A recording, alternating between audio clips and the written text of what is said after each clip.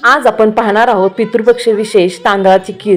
त्यासाठी इथं मी तांदूळ, काजू, बदाम 1 तासासाठी भिजत ठेवले होते। आता तांदळातलं पाणी काढून तांदूळ आपल्याला तुपावर थोडे परतून घ्यायचे आहेत।